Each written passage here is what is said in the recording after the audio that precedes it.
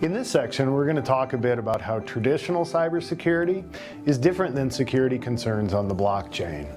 In traditional cybersecurity that we're all used to, we're very perimeter focused, meaning that we put trusted data and assets behind a very strict perimeter. We assume that anybody we let inside that perimeter is trusted, either partially or fully, to see that data and access those resources. And the brunt of our focus goes into making sure that we keep the right people from getting beyond that perimeter, that we only let authorized users through, and that we prevent any attackers or strangers from breaching that perimeter and accessing the data and resources we store behind it. And this is very different from blockchain, which runs on a massively decentralized peer-to-peer global network.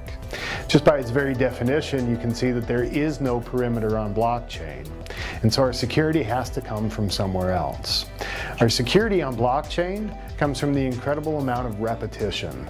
The fact that we ask every node to keep the same copy of the ledger and periodically to reach consensus, majority consensus, on what the proper data in that ledger should be. This makes the amount of work that an attacker would have to do practically impossible if they wanted to change, hack, or alter the ledger. Another big difference between traditional cybersecurity and security on the blockchain is with conventional applications and conventional technology, we either develop all our own code or application parameters in-house, or we rely on a single third-party trusted provider who creates that line of business system for us. All the code generally comes from one place, and if we don't write it ourselves, all we have to have is trust and faith in the third-party organization providing it to us.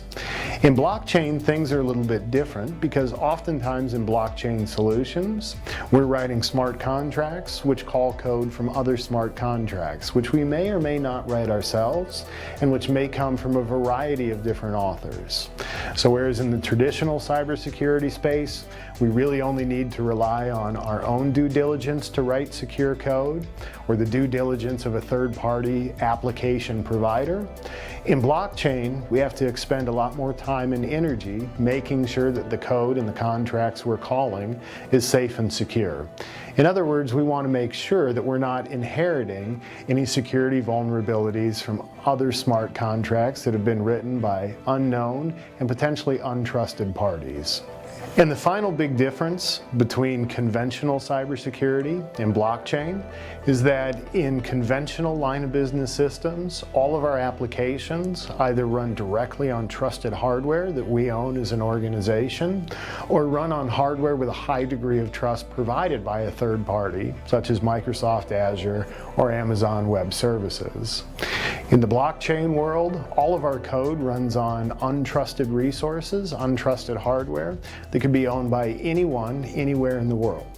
This means that we must ensure that all the trust in a blockchain solution comes from the protocol and the code layer itself, because it's a much more massively distributed network, and we don't have direct control or access into the hardware that supports it. So there are a lot of differences between conventional cybersecurity and security in the blockchain space that you're going to want to understand before you deploy your own blockchain solutions.